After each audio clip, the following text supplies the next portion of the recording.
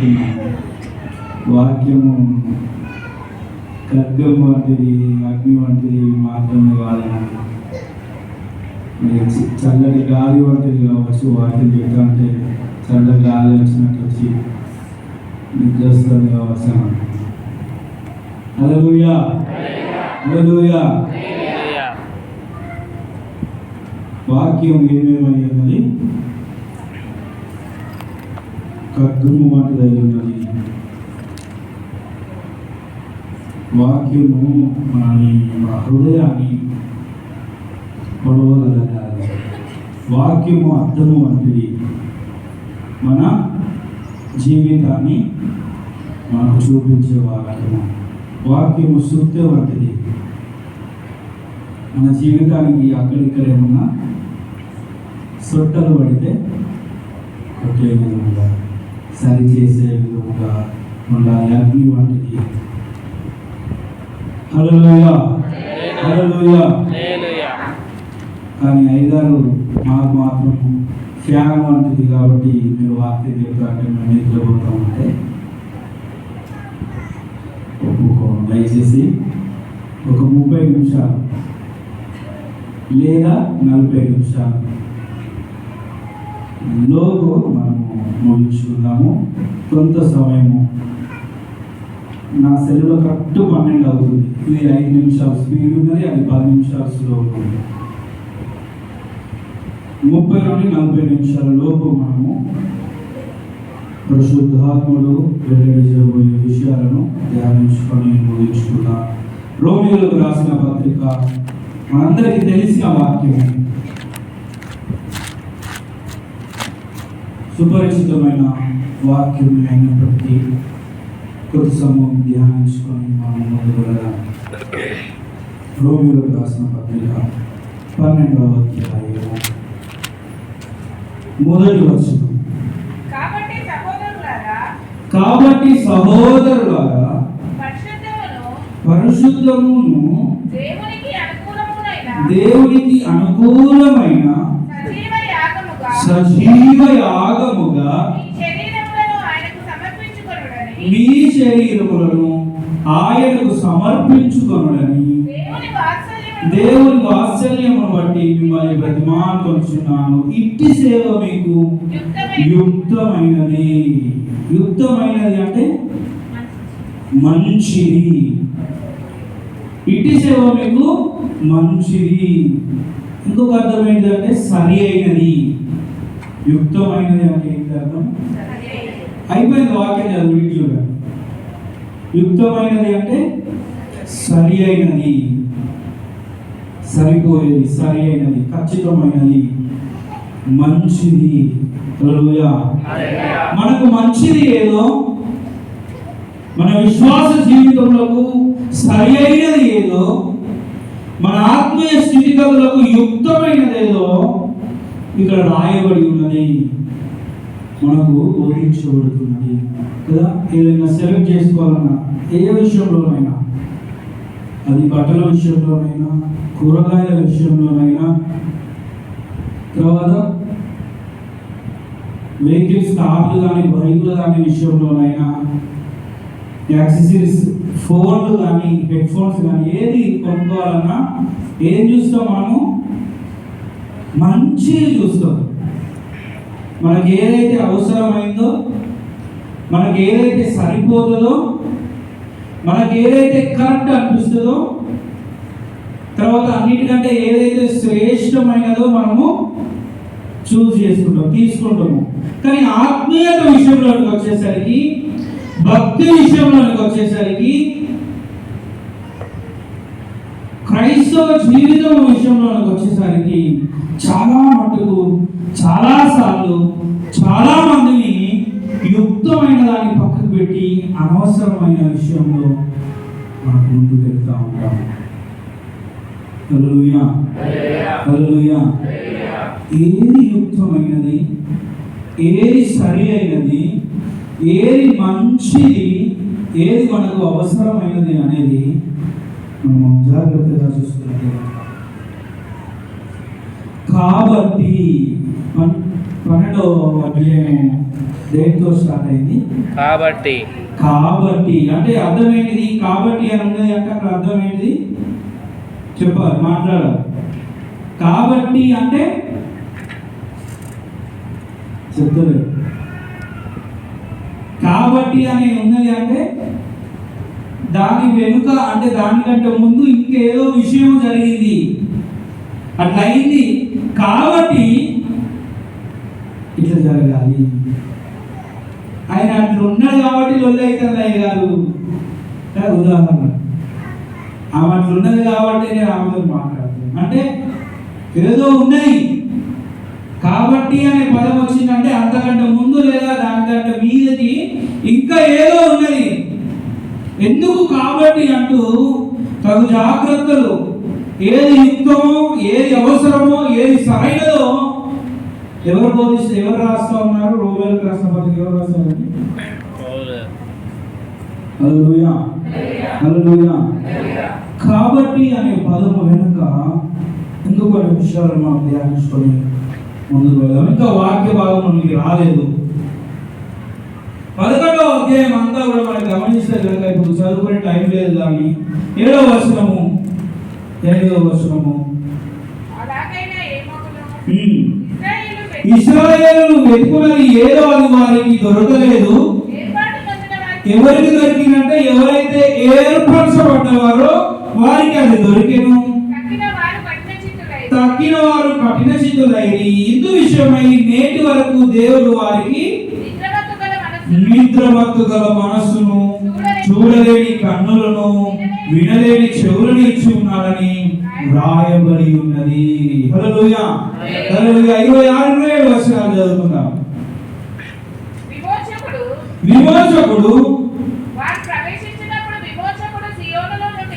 విమోచకుడు సియోనులో నుండి వచ్చి యాకోబులో నుండి భక్తిహీనతను తొలగించును.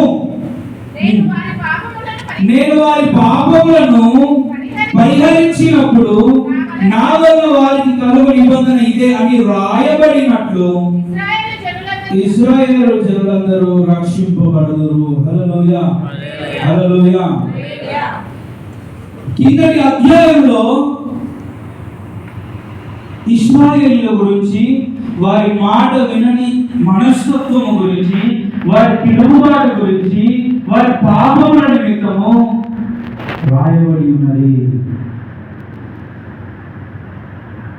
ఇంకా ఏమని రాస్తున్నాడు 27-28 నాకు ఈ అధ్యాయాన్ని ధ్యానించండి.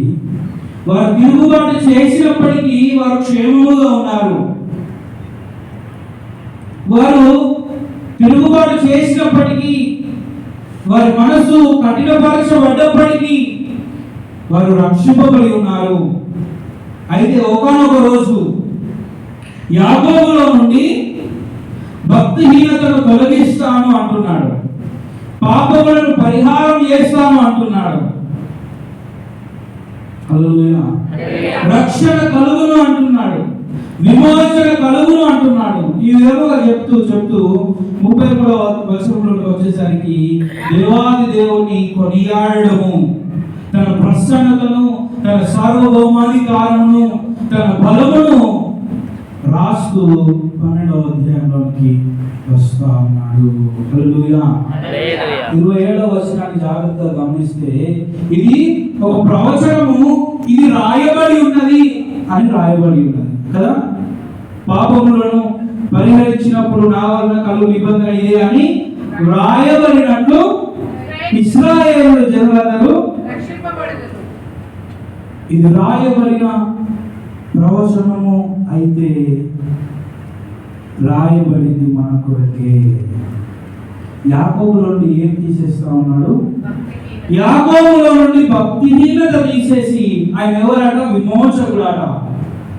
భక్తిహీనతను తీసేసి పాపములో నుండి పరిహారము చెల్లించి విమోచన చేసి రక్షిస్తా ఉన్నాడు. హల్లెలూయా. ఎవరు మరి రక్షింపబడ్డవారు? ఎవరు మరి విమోచింపబడ్డవారు?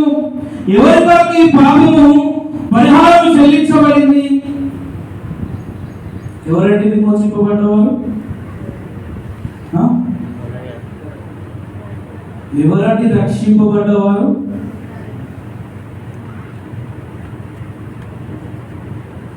ఎవరండి కాపాడబడ్డవారు? గట్టిగా చెప్తలేరు.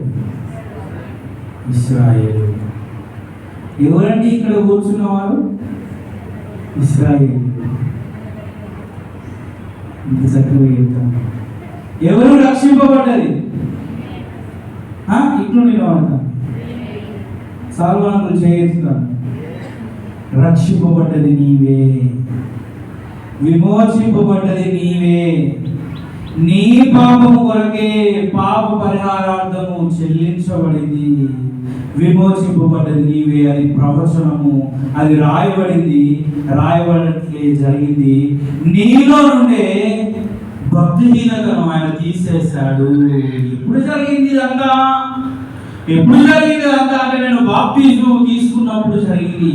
ఎప్పుడు నేను విమోచించబడ్డా, నేను సువార్తను అంగీకరించి బాప్తిజం తీసుకున్నప్పుడు నేను విమోచింపబడ్డా. ఎప్పుడు నేను రక్షింపబడ్డా, సువార్త అందబడినప్పుడు, బాప్తిజం తీసుకొని కడగబడినప్పుడు నేను రక్షింపబడ్డా, నేను విడుదల పొందుకున్నా. నా పాపముల నిమిత్తమై క్రయధనము చెల్లించబడింది. హల్లెలూయా. ఇశ్రాయేలీయులు మాట వినకపోయినా వారిని దేవుడు క్షమించి అనుగ్రహించాడు. ఇంకొక ముఖ్యమైన విషయం గమనిస్తే, క్షమించుడు కానీ బాలులను ప్రవహించు దేశమునకు అనుమతి ఇవ్వలేదు. పిలువబడిన వారు 6 లక్షల కాల్బలము కంటే ఎక్కువ. ఎంతమంది పిలువబడ్డారు? బంధకాల నుండి, శ్రమల నుండి, బానిసత్వం నుండి ఎంతమంది పిలువబడ్డారు? 6 లక్షల కాల్బలము కంటే ఎక్కువ. 18 నుండి 20 లక్షలకు ఇంకా పైబడే జనాలు. ఏర్పరచబడ్డ వారు ఎంతమంది? 7వ వచనంలో ఉంది, ఏర్పాటు పొందిన వారికి అది దక్కింది. హల్లెలూయా.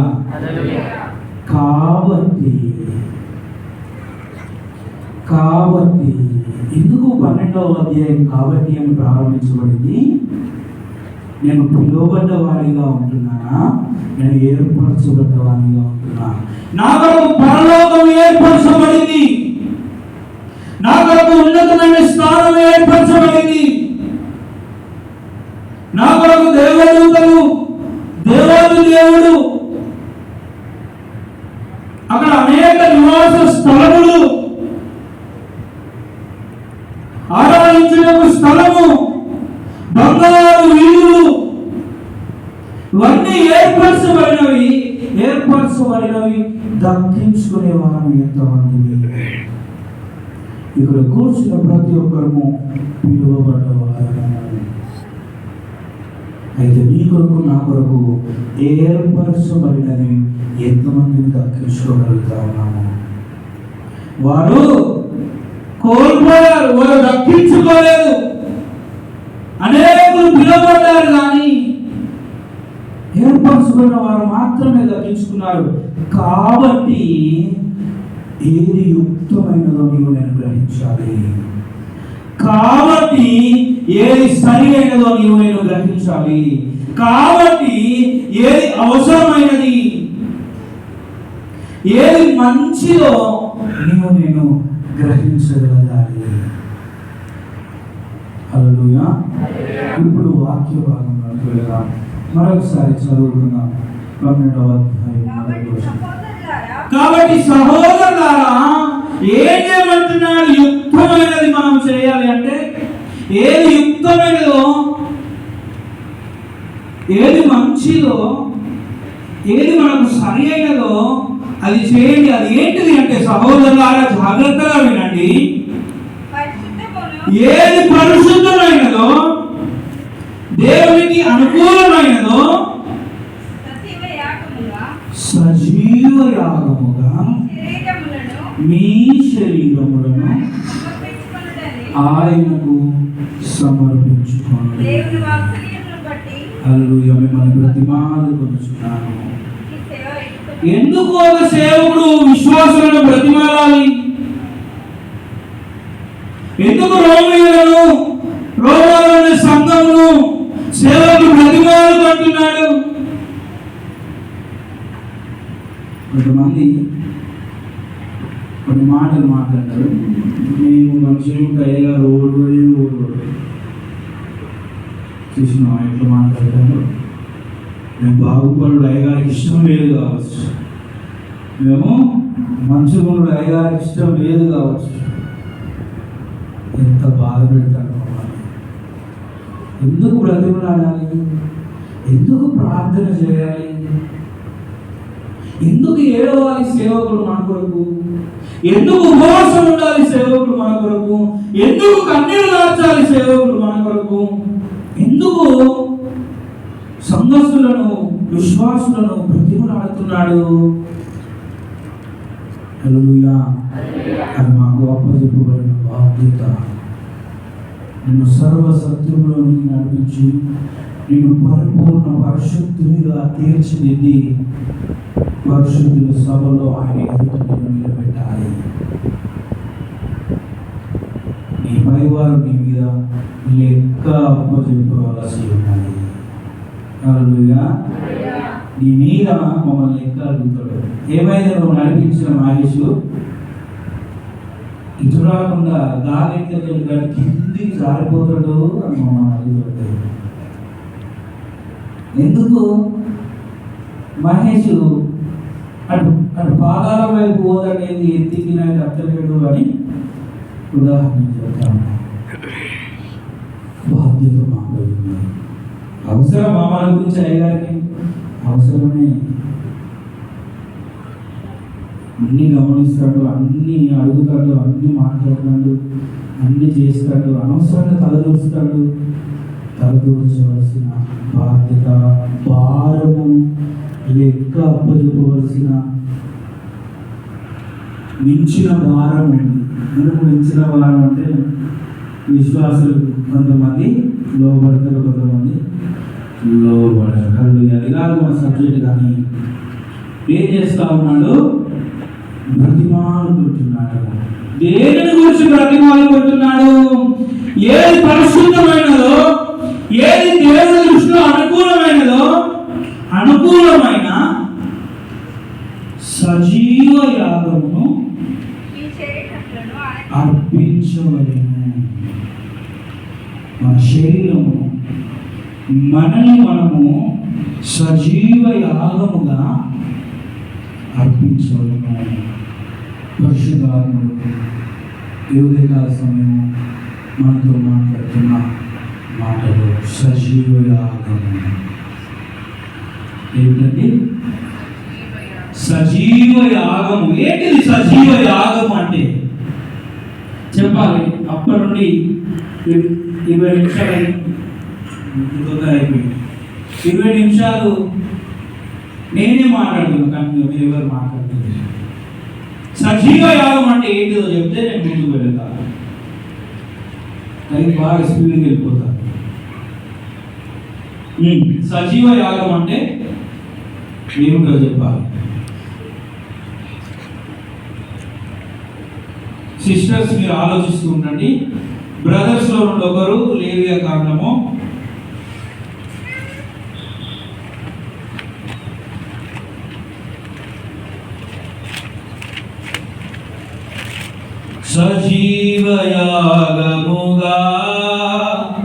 1వ అధ్యాయం మన శరీరములు సమర్పించి సంపూర్ణ సిద్ధి నొంద. 6వ అధ్యాయం శుద్ధాత్మను నొసగితివి. 6వ అధ్యాయం తీసుకుంటా. స్త్రీ చెప్పాలి సజీవ యాగం. తనను తాను సమర్పించుకొనుట. ఇంకా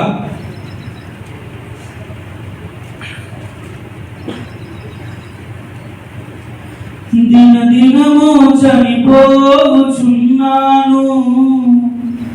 యేసుక్రీస్తులో బ్రతుకుచున్నాను. యేసు గొరియ పిల్లను నేను, వదకు తేబడిన గొరియ పిల్లను, యేసు గొరియ పిల్లను నేను, వదకు తేబడిన గొరియ పిల్లను. దినదినము చనిపోచున్నాను, యేసు క్రీస్తులో బ్రతుకుచున్నాను. ఎవరు నేను? నీవు ఎవరు చెప్పాలి. పాట పాడినాక కూడా మీరు మౌనంగా ఉంటున్నారంటే ఆలయం బలి అర్పించుకున్నాము. మేము ఇంతమంది తెలుగు బాగా హల్లెలూయా. ఎవరిని నేను? నేను యేసు గొరియ పిల్లను, వదకు తేబడిన గొరియ పిల్లను. హల్లెలూయా. సజీవ యాగముగా అర్పించుకోవడం అంటే ఏంటంటే నన్ను నేను బలి చేసుకోవాలి. ఆయన కొరకు నన్ను నేను బలిగా అర్పించుకోవాలి. బలి అర్పించడం అంటే ఏంటిది చెప్పాలి. బలి అర్పించడం అంటే ఏంటిది? జనరల్ గా పాత నిబంధన ప్రకారం బలి అర్పించడం అంటే ఏంటిది చెప్తలేదు. బలి అర్పించడం అంటే ఏంటిది?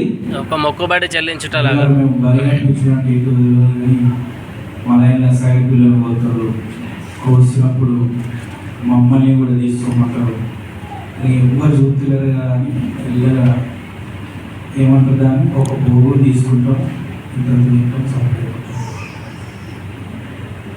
మరి ఎవరు సపోర్ట్ చేస్తుంది? ఎవరు బలి అర్పించడం అంటే ఏంటిదో కూడా జవాబు చెప్తుంది. ఎవరు పిల్లలు కేసులు అంటారు ఏంటి? హల్లెలూయా, హల్లెలూయా.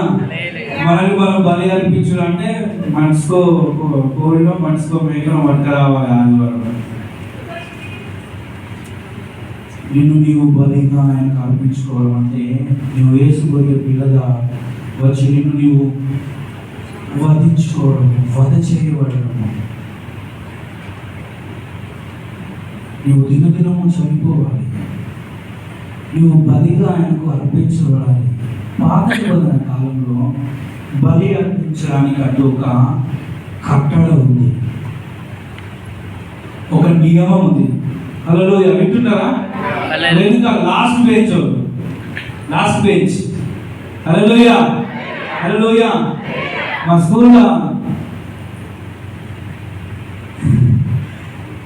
స్కూల్లో సార్ టీచింగ్ చెప్పేటప్పుడు మాకు బ్యాగులు ఉండేవి. బ్యాగ్స్, స్కూల్ బ్యాగులు, టిక్ బ్యాగులు అంటారు కదా.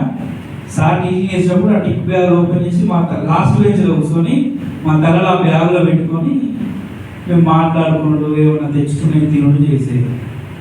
అట్లా లాస్ట్ బెంచ్లో మీకు ఎవరైనా టిక్ బ్యాగులు తెచ్చుకున్నారేమో. హల్లెలూయా. రెండు చేతులు పైకి. హల్లెలూయా, హల్లెలూయా, హల్లెలూయా. పాత నిబంధన గ్రంథంలో బలి అర్పించడానికి అంటూ ఒక విధానము, ఒక కట్టడ, ఒక నియమం ఉంది.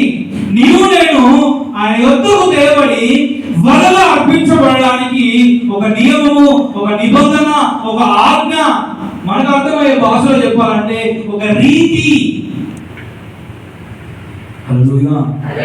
ఏ విధంగా నిన్ను నీవు అర్పించుకోవాలి అంటే సజీవ యాగముగా. యాగము అంటే బలి అర్పించబడము. మరి సజీవం అంటే బ్రతికి ఉండగానే, బ్రతికి ఉన్నదాన్ని. మనము బ్రతికి ఉన్నప్పటికీ ఆయనలో చనిపోవాలి అని అర్థం. లేవియా కాండము ఇంకా పూర్తిగా వివరిస్తాను. 6వ అధ్యాయము 12వ వచనము. చాలా విషయాలు ఉన్నాయి బలి అర్పించడానికి, కానీ కొన్ని ప్రాముఖ్యమైన విషయాలను మనం ధ్యానించుకొని ముందుకు వెళ్దాము. బలి అర్పించే విషయంలో, యాగము జరిగే విషయంలో కొన్ని నియమములు, నిబంధనలు ఉన్నాయి, కొన్ని కట్టడలు ఉన్నాయి, కొన్ని విధానాలు ఉన్నాయి.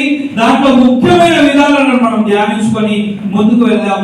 బలి అర్పించాలంటే అతి ప్రాముఖ్యమైనది 12వ వచనం చదవండి. బలిపీఠము మీద అగ్ని మండుచుండవలెను, అది ఆరిపోకూడదు. ఇది ముఖ్యమైన నియమము. నేను సజీవ యాగముగా వధించబడాలి అంటే అగ్ని అనేది ఆరిపోకూడదు. అగ్ని అనేది నిత్యము మండుచుండవలెను. ప్రతి ఉదయం యాజకుడు దాని మీద కట్టెలు వేసి దాని మీద దహన బలి ద్రవ్యం నుంచి బలి అర్పిస్తాడు. 13వ వచనంలో కూడా బలిపీఠం మీద అగ్ని నిత్యము మండుచుండవలను, అది ఆరిపోకూడదు. నేను మొదటిగా సజీవ యాగముగా వధించబడాలి అంటే అగ్ని అనేది ఆరిపోకూడదు. హల్లెలూయా. బలిపీఠం ఎక్కడ ఉంటుంది చెప్పాలి. బలిపీఠం ఎక్కడ ఉంటుంది? ఇక్కడ అయ్యగారు మీరు అక్కడ ఉండి మాట్లాడతారు. మేము మాట్లాడేది మీకు వినబడుతుంది. మీరు రాండి, నాకు మైక్ మాకు ఇవ్వండి, మేము చెప్తాము. మైక్ ఇచ్చినప్పుడు మేము చెప్పకపోతే ఇవ్వాలంటారా? పర్వాలేదు, ఇంకొక మైక్ ఉన్నది మీకు ఇస్తాను.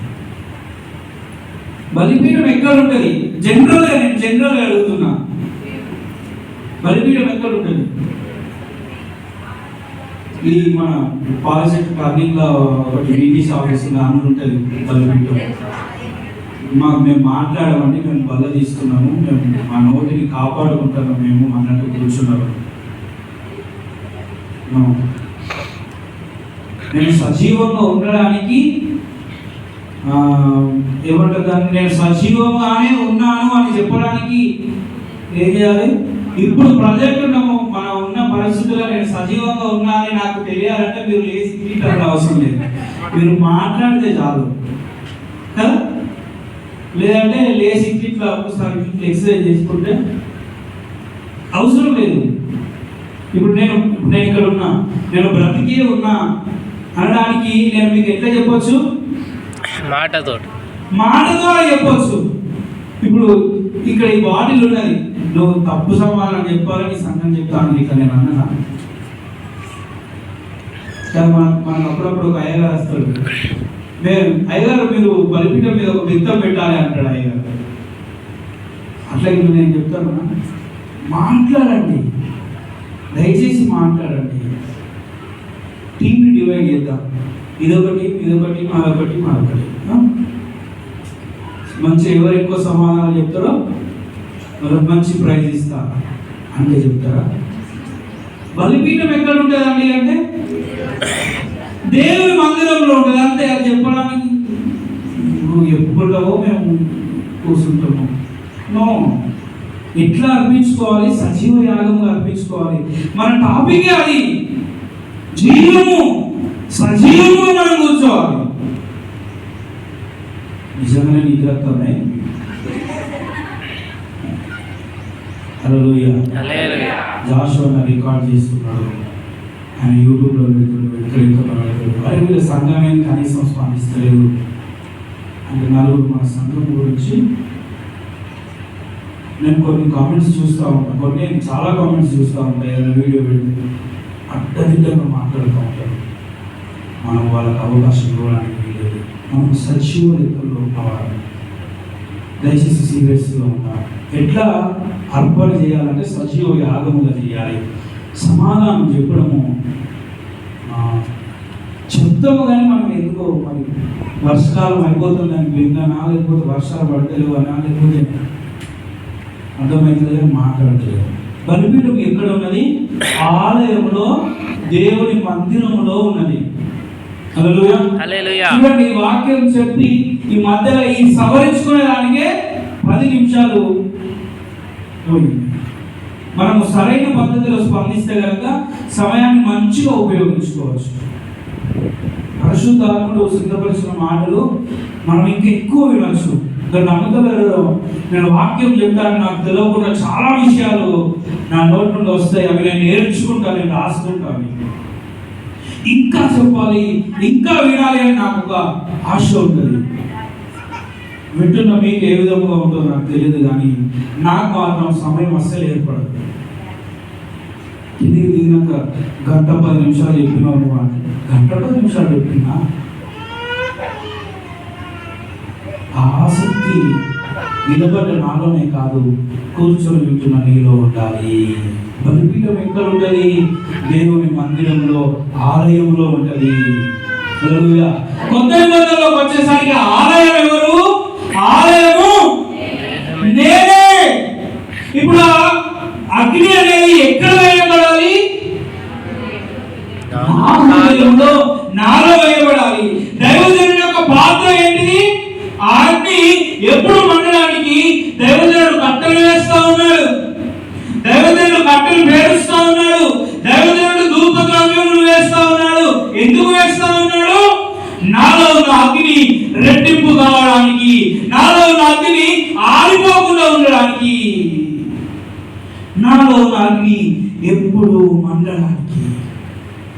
ఏది యుక్తమైనది, ఏది శ్రేష్టమైనది, ఏది మంచిది, ఏది సజీవ యాగం అంటే నీలో ఉన్న అగ్ని ఎప్పుడు ఆరిపోకూడదు. నిత్యము నీలో అగ్ని మండాలి. నిన్ను మండించడానికి దైవ సేవకుల పాత్ర అనేది ఎంతో ముఖ్యమైనది. మేమేదో ఆయనకే కాక అనవసరమైన మాటలు ఆరిపోతావు, జాగ్రత్త. హల్లెలూయా. నాలో ఉన్న అగ్ని నిత్యము మండాలి. ఆదివారం మాత్రమే మండలము కాదు, ఆదివారంలో 3 గంటలు మాత్రమే మండలము కాదు,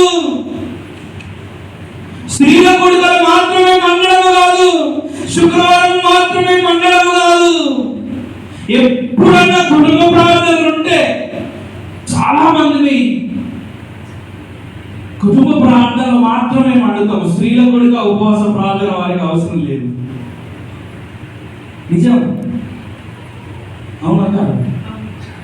గృహ కొడుకలను మాత్రమే మండుతారు వాళ్ళు. ఎవరైనా బాధపడితే బాధపడండి, మంచిదే, కానీ సరి చేసుకోండి. హల్లెలూయా. గృహ కోరికలలో మాత్రమే లాలింటు మండమన్నది.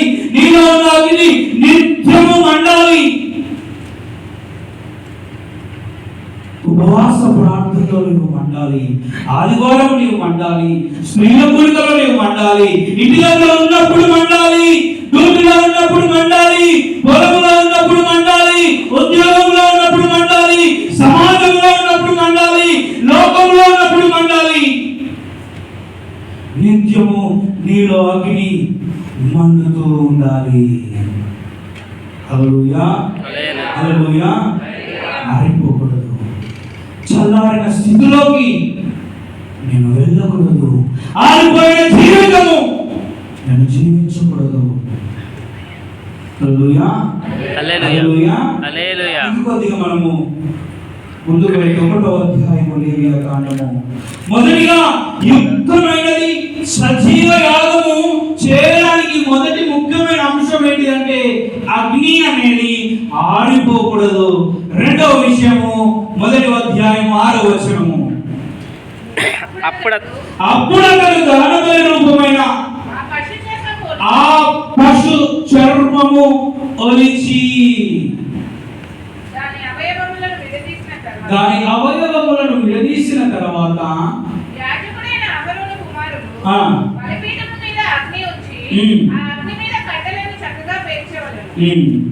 హల్లెలూయా. హల్లెలూయా. 6వ వచనం ఏంటిది? పశు చర్మము ఒలిచి ఒలవాలి. ఇది రెండవ ప్రాముఖ్యమైన అంశము. సజీవ యాగమును అర్పించాలంటే చర్మము అనేది ఒలవబడాలి. హల్లెలూయా. హల్లెలూయా. చర్మము శరీర కార్యములకు సాదృశ్యమైనది, శరీర ఇచ్చలకు సాదృశ్యమైనది, శరీర కోరికలకు సాదృశ్యమైనది. దీనిలో ఉన్న అగ్ని ఆరిపోవడానికి ప్రథమ కారణము శరీర కోరికలు. నేను అంతరంగ విషయాల గురించి మాట్లాడలేదు, ముందు నేను శరీర ఇచ్చల గురించి మాట్లాడుతా ఉన్నా. హల్లెలూయా. హల్లెలూయా. శరీర ఇచ్చలను నెరవేర్చుకోవడానికి మనలో ఉన్న అగ్నిని ఆపేసుకుంటాం. మన శరీర కోరికలను నెరవేర్చుకోవడానికి మనలో ఉన్న అగ్నిని ఆర్పేసుకుంటాం చాలా మంది. బాహ్య అలంకారం గురించి మాట్లాడుతా ఉన్నా, బాహ్య కోరికల గురించి మాట్లాడుతా ఉన్నా, బాహ్య ఇచ్చల గురించి మాట్లాడుతా ఉన్నా. హల్లెలూయా. మనం రెడీ అయ్యే పద్ధతులు, మనము చూసే పద్ధతులు, మనం మాట్లాడే పద్ధతులు, మనం సిద్ధపడే పద్ధతులు, మనము మెదిలే పద్ధతులు, మనము తీసుకునే పద్ధతులు. హల్లెలూయా, హల్లెలూయా. శరీర ఇచ్చలు, మనము చూసే పద్ధతులు. జాగ్రత్త. శరీరము, చర్మం అనేది పొలవబడాలి. ఒలిసిన తర్వాత ఏం చేస్తారు యాజకులు అంటే, ఒలిసిన చర్మమును ముక్కలు ముక్కలుగా కోస్తారు. ఇదే లేవియా కాండంలో ఉంటుంది. ఒలిచిన చర్మమును ముక్కలు ముక్కలుగా కోసి దహనబలిలో వేస్తారు.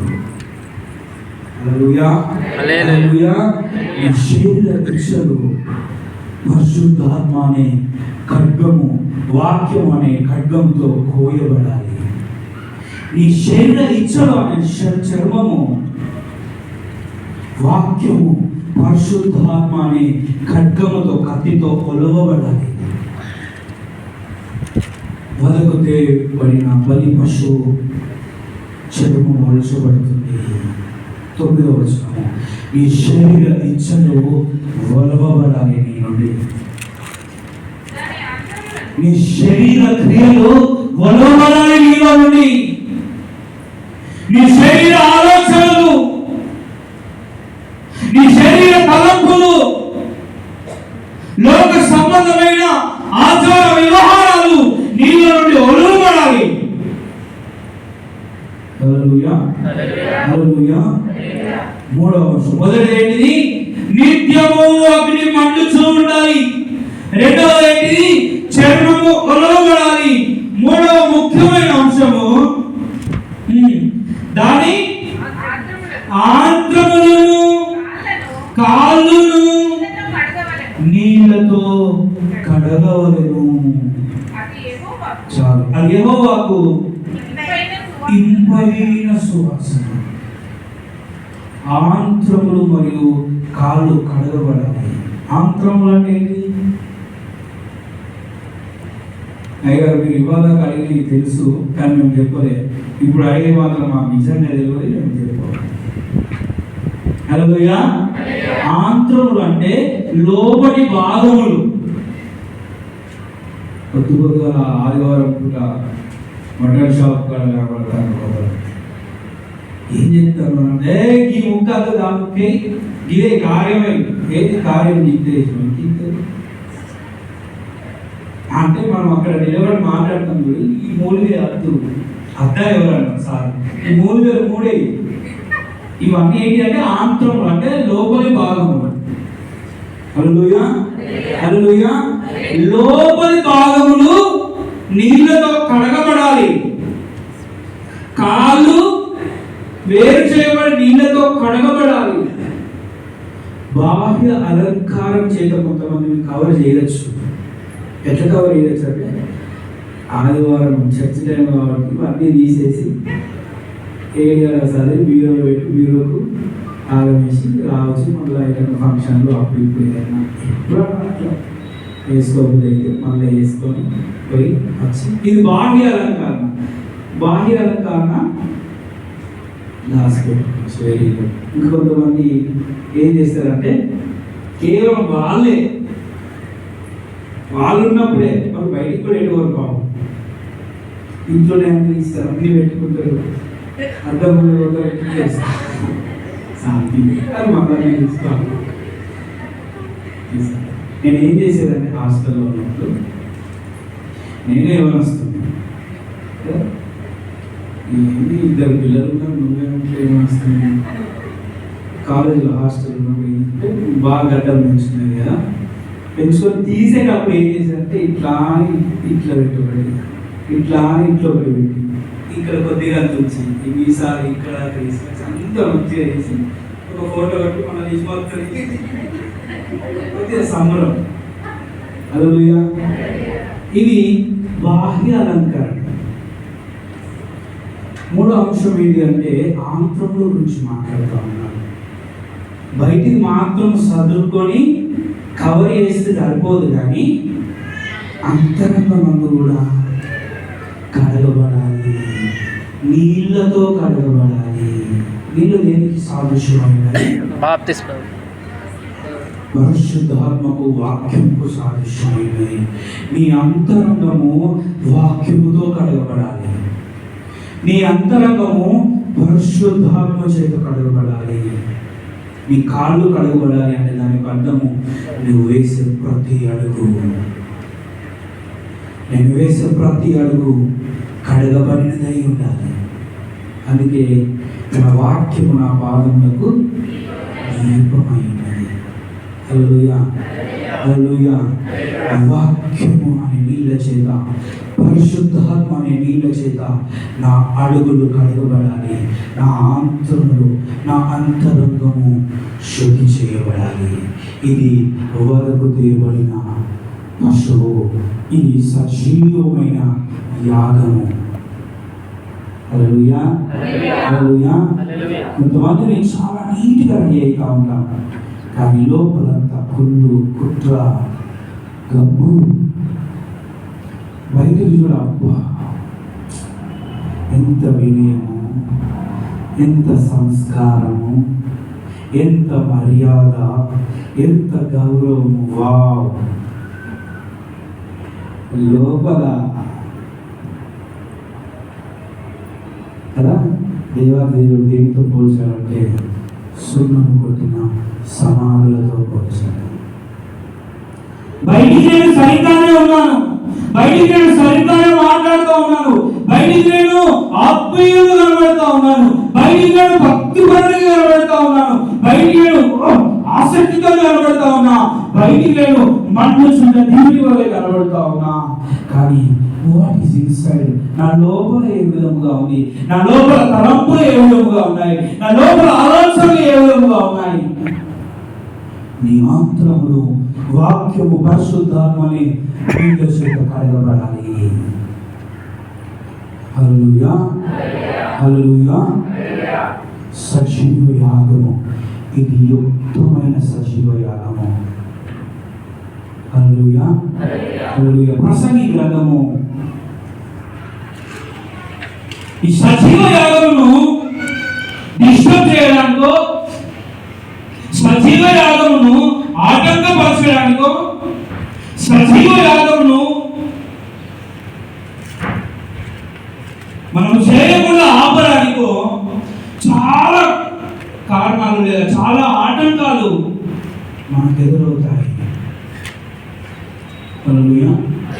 మనల్ని మనం సజీవ యాగముగా అర్పించుకోకుండా ఉండడానికి అనేకమైనవి అడ్డుపడతాయి. సమయం లేదు కాబట్టి 3 విషయాలు చెప్పి నేను ముగించాలని ఆశిస్తా ఉన్నాను. అంతకంటే ముందు ఒక ఉదాహరణ చెప్తాను. ప్రసంగి తీశారా? ప్రసంగి గ్రంథము 8వ అధ్యాయము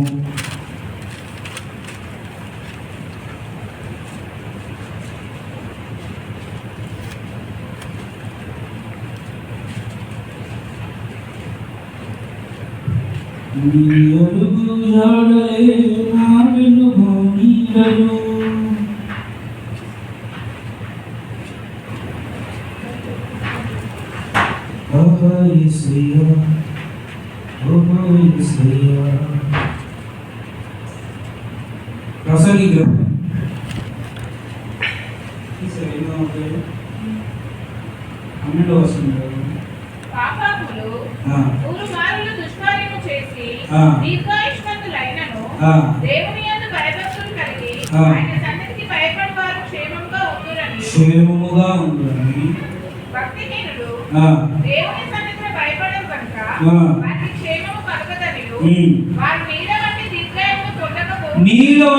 దీర్ఘాయువును పొందకపోవుదురనియు నేను ఎరుగుదును. హల్లెలూయా, హల్లెలూయా. సజీవ యాగముగా మనము ఆ యొద్దకు తేబడి అర్పించబడడానికి చాలా ఆటంకాలు జరుగుతూ ఉంటాయి. దాంట్లో 3 ప్రాముఖ్యమైనవి మనం చూసుకొని ముగించుకున్నాం. దాంట్లో మొదటిది బ్రదర్స్ ప్రసంగి 12 తీసి అక్కడ పెట్టుకోండి.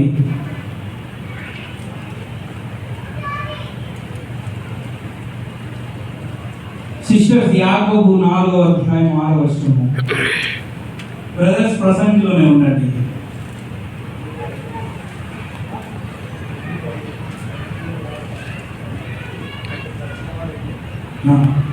కాదు కానీ ఆయన ఎక్కువ కృపనిచ్చును. ఏం చదువుతున్నారండి? యాకోబు పత్రిక 4వ అధ్యాయం 6వ వచనం. కాదు కానీ ఆయన ఎక్కువ కృపనిచ్చును. ఆ. అందుచేత ఆ. దేవుడు దేవుడు అహంకారులను ఎదురించి దీనులకు కృప అనుగ్రహించును. మనము సజీవ యాగముగా మనము ఆయనలో వధ చేయబడడానికి చాలా ఆటంకాలు ఉంటాయి. ఒక ఆత్మీయ స్థితిలో, ఒక విశ్వాస జీవితంలో చాలా ఆటంకాలు ఉంటాయి. మనం అర్పించుకోవడానికి మనల్ని ఆపుతూ ఉంటాయి. మనము దహనబలిగా ఆయనకు సమర్పించుకోవడానికి చాలా ఆటంకాలు ఉంటాయి. దాంట్లో మొదటి ఆటంకము ఏంటి? ఇప్పుడు చదివిన దాన్ని విన్నారు కదా, దాంట్లో మొదటి ఆటంకం ఏంటి అంటే, దేవుడట ఎవరిని ఎదురిస్తాడట? అహంకారము. మనిషికి ఉండే అహంకారము సజీవ యాగము చేయడానికి ఆటంకంగా ఉంటుంది. ఇది మొదటి ఆటంకం. హల్లెలూయా. మనుషులో ఉన్న అహము అంటే ఈగో అంటాము కదా, ఈగో, గర్వము, అహము. ఒక లైన్ ఉంది, దాని సాముగా ఒక లైన్ ఏంటి? ఆ లైన్ అంటే అహం సమం నాస్తి శత్రు. లైన్ ఎక్కడ ఉండదో నేను చెప్పాను, కానీ ఏం రాయబడి ఉంటుందంటే అక్కడ అహం సమం నాస్తి శత్రు అంటే దాని యొక్క అర్థం ఏంటంటే, మనలో ఉన్న అహము మనకున్న శత్రువులు అందరికంటే అతిపెద్ద శత్రువు అట. అహం సమం నాస్తి శత్రువు అంటే దాని అర్థం ఏంటి అంటే, మనలో ఉన్న శత్రువు, మనలో ఉన్న అహము మనకున్న అందరి శత్రువుల కంటే అతిపెద్ద శత్రువు అట అహము. ఈ అహము ఒక క్రైస్తవుని ఏం చేస్తా ఉంది? ఈ అహము ఒక విశ్వాసిని ఏం చేస్తా ఉంది? ఈ అహము ఒక ఆత్మీయుని లేదా ఈ అహము ఒక భక్తిపరుని ఏం చేస్తా ఉంది అంటే, సజీవ యాగముగా తనను తాను అర్పించుకోవడానికి అడ్డుగోడగా నిలుస్తాడు. హల్లెలూయా, హల్లెలూయా. ఫిలిప్పీయులకు రాసిన పత్రిక 2వ అధ్యాయం 3వ వచనంలో నేను చదువుతాను. కక్ష చేతనైనను, సమయం లేదు కాబట్టి, వృధాతిశయము చేతనైనను ఏమి చేయక వినయము గలవారై ఒకరినొకరు యోగ్యముగా ఎంచుకోండి. ఏంటిది? అతిశయము. ఏం అతిశయం? ఇది వృధాతిశయము. ఈ వృధాతిశయము, ఈ అహంకారము, ఈ గర్వము ఏం చేస్తా ఉంది అంటే, నేను సజీవ యాగముగా బలి అర్పించబడడానికి అడ్డుగోడగా నిలుస్తా ఉంది.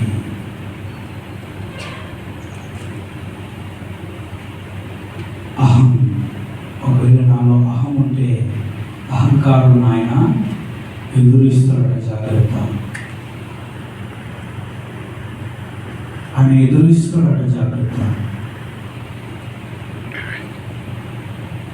ఒక పాట ఉంటుంది, ఈ పాటలో ఈ లైన్, నీవు సెలవీయగా కాదను వాడెవడు, కార్యము చేయగా అడ్డుపడు వాడెవడు.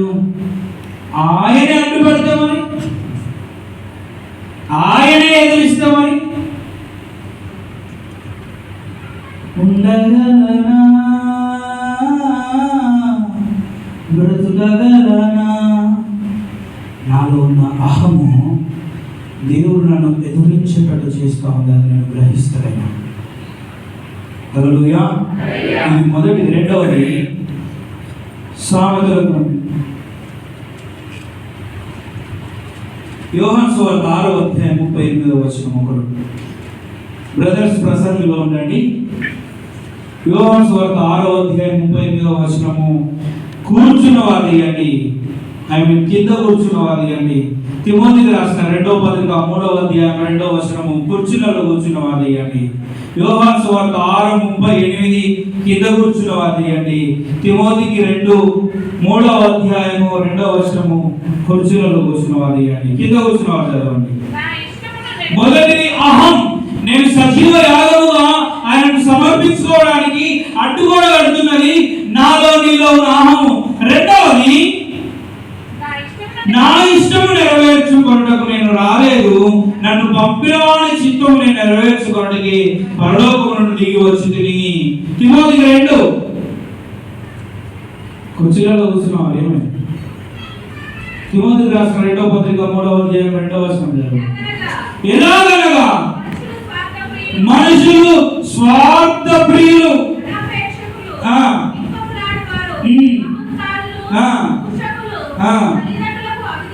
తల్లిదండ్రులకు అవిధేయులు, కృతజ్ఞత లేని వారి అన్ని దేవునికి హేయమైన కార్యములు. దాంట్లో ప్రథమమైనది ఏంటిది? పనివారు. మనుషులు స్వార్థ ప్రియులు. యోహానులో ఏముంది? నా ఇష్టం నెరవేర్చుకోవడానికి నేను రాలేదు. హల్లెలూయా, హల్లెలూయా. సామెతలు 14:12 ఒక నడక మన దృష్టికి సరైనదే, తుదకు అది నాశనముకు దారితీస్తుంది. స్వచిత్తము. హల్లెలూయా. మొదటిది ఏంటిది అంటే అహంకారము. రెండవ అడ్డుకట్ట లేదా గోడ కట్టేది ఏంటంటే స్వచిత్తము. ఇవి మనకు చాలా చిన్నవిగానే కనబడుతుంది. స్వచిత్తము, స్వయం అభిప్రాయము. హల్లెలూయా, హల్లెలూయా. మన అభిప్రాయాలను, మన చిత్తాలను నెరవేర్చుకోవడానికి ఎక్కువగా ప్రయాసపడతాం. వాక్యం ఏం చెప్తుంది? దేవుడు ఏం మాట్లాడుతున్నాడు? ఆయనకు ఏ విధముగా ఉంటే నచ్చుతుంది? ఆయనకు అనుగుణంగా ఏ విధముగా మనకు మెదలాలి? ఆయన చిత్తాన్ని పక్కన పెట్టి స్వచిత్తం మీద ఆధారపడతారు, సొంత అభిప్రాయాల మీద ముందుకు వెళ్తానంట. ఇది సజీవ యాగముగా మనల్ని మనము అర్పించుకోవడానికి వేస్తుంది. స్వచిత్వం ఎప్పుడు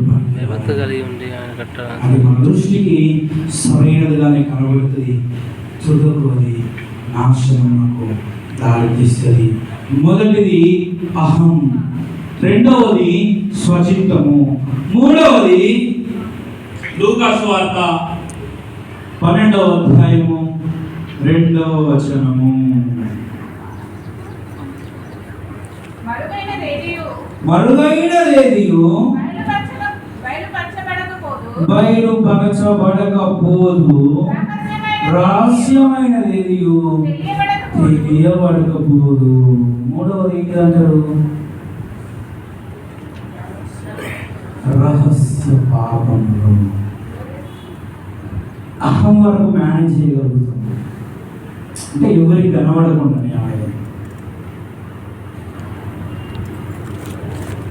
తర్వాత స్వచిత్తము, అది కూడా కొద్దిగా పర్వాలేదు, కానీ పర్వాలేదు అంటే అది నాట్ యాక్సెప్టబుల్. మూడవది అతి భయంకరమైనది. నా వేషం ఏ విధంగా ఉందంటే నేను చక్కగా నీట్గా మెయింటైన్ చేస్తున్నా, ప్రార్థన చేస్తున్నా, ఘనముగా బలముగా పాటలు పాడుతున్నా, ఆరాధనలో నాకంటే ఎక్కువ ఎత్తు ఎవరితో లేరు, నాకంటే గట్టిగా ఎవరు చప్పట్లు కొట్టలేరు, నాకంటే ఎక్కువ ఎవరు భాషలు మాట్లాడలేరు. కొత్త కొత్త భాషలన్నీ నేను మాట్లాడుతూ ఉన్నా. కానీ ఎవరు లేని సమయంలో నా రహస్య జీవితం ఎవరముగా ఉంది. ఫోన్లో మంచి మంచి స్టేటస్లు పెడతా ఉన్నా. ఉదయం లేవగానే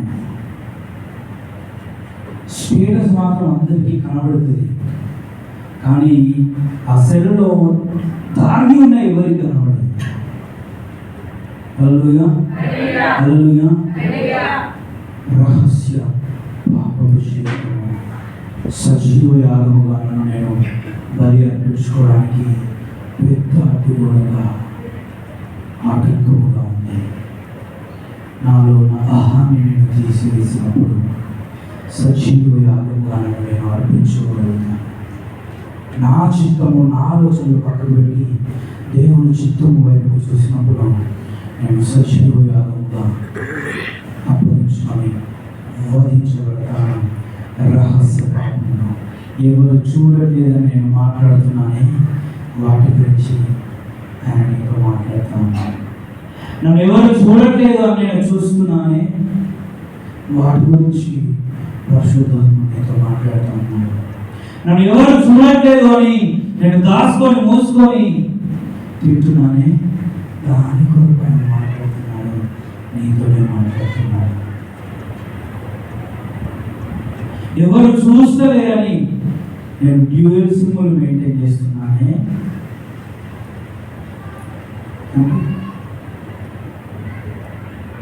ఒకటి ఎయిర్టెల్ ఒకటి జియో గారు, మరి వోడాఫోన్ అయ్యారు కాదు. ఒకటి సాటి అయిన సహాయము, ఒకటి అనవసరమైన సహాయం. హల్లెలూయా. రహస్య పాపము. అందరూ ఉన్నప్పుడు పరిశుద్ధమైన మాటలు మాట్లాడుతూ ఉంటాం, వినయంగా ప్రవర్తిస్తూ ఉంటాం, భక్తిని వెదజల్లుతూ ఉంటాం. ఇది వేషధారణ. వేషధారణకు పరలోక రాజ్యంలో స్థానమే లేదు. అందుకే పిలువబడ్డ వారు అనేకులను అది కేవలం ఏర్పరచబడ్డ వారికే దక్కుతుంది అంటున్నాడు 11వ అధ్యాయంలో. అహం అనే మనలో నుండి తొలగించబడాలి. స్వచిత్తము, స్వయం అభిప్రాయం అనేది మన నుండి తొలగించబడాలి. రహస్య పాపము ఎక్కడ అవి బయట పెట్టబడతాయి అంటే లూకా సువార్తలో చదువుకున్న 12:2 మనము చేయబడ్డవి బయలుపరచబడతాయి. ఒకరోజు రాబోతుంది, నువ్వు సాటి చేసిన ప్రతి క్రియలకు చాటింపు చేసే సమయం రాబోతుంది. నేను రహస్యంగా గదిలో ఉండి చేసిన వాటికి ఇంకెక్కడంట రహస్యమైన వాటిని కూడా ఖచ్చితముగా తెలియబడతాయి. జాగ్రత్త, మీ ఇద్దరి మీద చాటింపబడతాయి. జాగ్రత్త. ప్రసంగి గ్రంథము బ్రదర్స్ తీసి పెట్టుకున్న వాక్యం చదవండి. ప్రసంగి ఎవరితో పడదా? 8వ అధ్యాయము 12వ అధ్యాయం 12వ వచనమా? 12వ అధ్యాయం చెప్పండి, చదవండి. 8:12 అని చెప్పిన మీరు ప్రసంగి 12:14 12:14లో గూఢమైన ప్రతి విషయం గురించి అది మంచిదైనా సరే చెడ్డదైనా సరే తీర్పులోకి వస్తుంది. పాపాత్ములు, దుర్మార్గులు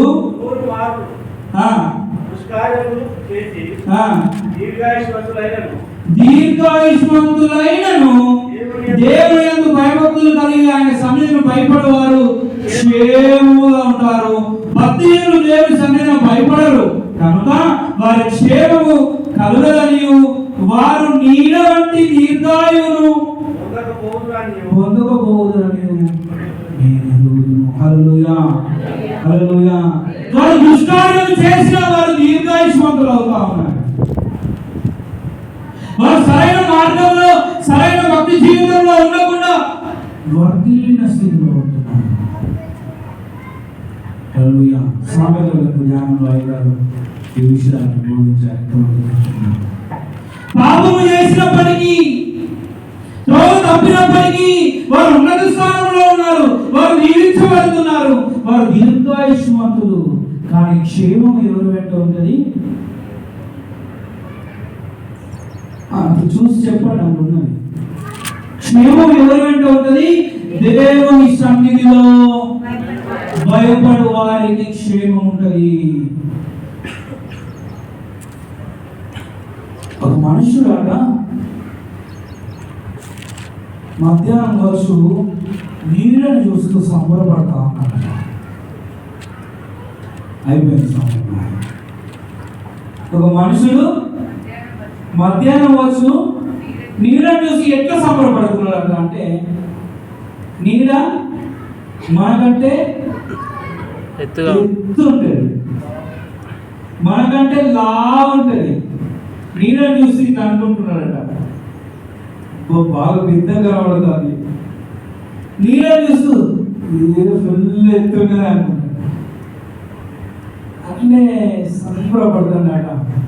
సమయం అయిపోతుందన్న సూర్యుడు అస్తమిస్తా ఉన్నాడు. నీడేది, ఎత్తు ఏది, బలమేది, ధనమేది, పేరేది, ప్రఖ్యాతి ఏది మాయమైపోయింది. హల్లెలూయా. పాపములు చేయవాడు ఈరోజు మంచి స్థానంలో ఉన్నాడంటే దాని అర్థం ఏంటిది? అది కేవలం నీళ్ళ మాత్రమే. నీళ్ళ ఒకరోజు పోబోతుంది. క్షేమము దేవుని సన్నిధికి భయపడేవారు మీద ఉంటుంది. నేను దేవుని సన్నిధికి భయపడితే నాకు క్షేమం ఉంటుంది. నేను పాపాత్ముని, నాలో అహముండి స్వచిత్తమును నెరవేరుస్తూ రహస్య పాపంలో ఉన్నా నేను వెళ్తూ నేను మంచిగా క్షేమంగా ఆరోగ్యంగా ఉంటున్నాను అని అతిశయపడుతూ ఉంటే అది కేవలం నీడ మాత్రమే. ఆ నీడ ఒకరోజు గతించబోతుంది. ఏ విధముగా ఉండాలి నేను? ఏది ఉత్తమైనది, ఏది సరి అయినది, ఏది మంచిది? యేసు గొర్రె పిల్లగా వదకు తీయబడి నిన్ను నీవు సజీవ యాగముగా బలి అర్పించుకోవడము నీకు యుక్తమైనది, నీకు సరి అయినది, నీకు మంచిది. హల్లెలూయా, హల్లెలూయా, హల్లెలూయా. సంపూర్ణ రాత్రి ప్రార్థనలో బెల్షస్సర్ గురించి మాట్లాడుతున్నాను. ఆయన పోసినప్పుడు ఆయనకేం అపాయం జరగలేదు. ఆయన వృధా చేస్తున్నప్పుడు, జల్సా చేసుకున్నప్పుడు ఏం జరగలేదు. కానీ రాత్రి కాలం ఆయన మొత్తం పడ్డాడు. నాకు ఏం జరుగుతలేదు అంటే నేను మంచిగా చేస్తున్నాను. ఏం నడుస్తుంది, ఇప్పుడు ఏమైంది, ఏం కాలేదు, మంచిగా ఉండదు కదా, నాకేమైంది? నీడ అనేది అస్తమించే సమయం. కానీ యోసేపు జీవితంలో మనం ఇందాక ఐదారు జ్ఞాపకం చేసిన విధంగా ఆయనకు ప్రతిదీ ఉన్నది. అక్కడ పాపం చేయడానికి ఆయనకు వీలున్నది. ఎవ్వరు చూస్తలేరు. బాగా పగడ్బందీగా వచ్చింది రాణి ఆయన దగ్గరికి. ఎవ్వరు లేని సమయంలో వచ్చింది. తల వంచారా? శరీర ఇచ్చలకు తల వంచి పడిపోతున్న వారు ఉన్నారు. కోరికలు తలను వంచి క్షణ సంతోషం కొరకు నిత్య రాజ్యమును, అభిషేకమును, ప్రసన్నతను, సన్నిధిని కోల్పోతున్న వారు అనేకులున్నారు. ప్రియ సంగమా, నేను నీవు సజీవ యాగముగా బలి అర్పించుకోవాలి. చివరిగా పేతురు రాసిన మొదటి పత్రిక చదువుకుందాం. పేతురు రాసిన మొదటి పత్రిక 2వ అధ్యాయం 24వ వచనం. స్త్రీలు చదువుతారు, 25వ వచనం బ్రదర్ చదువుతారు. పేతురు రాసిన మొదటి పత్రిక 2వ అధ్యాయం. అందరూ తీయాలి. ఇప్పటి వరకు చదవని వారు చదవండి. బ్రదర్స్ లో ఒక 2-3 చదివారు, సిస్టర్స్ లో 2-3 చదివారు. చదవని వాళ్ళు ఎందుకు తెలుసా? వాళ్ళు చదువుతారు కదా, వాళ్ళే తీసుకుంటారు తీయని.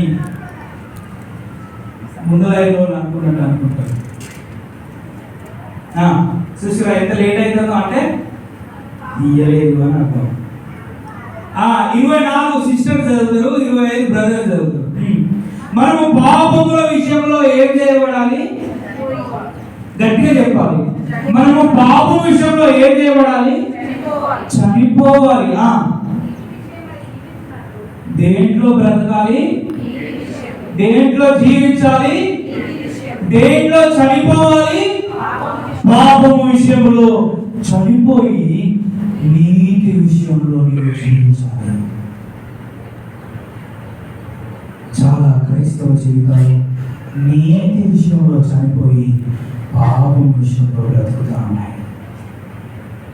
పౌలు గారు అంటున్నారు, నేను దినదినము చనిపోతున్నాను, కానీ క్రీస్తు విషయంలో నేను బ్రతికినాను.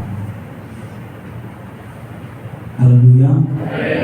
నీవు నేను పాపం విషయంలో చనిపోవాలి, నీతి విషయంలో జీవించాలి. 25వ వచనం.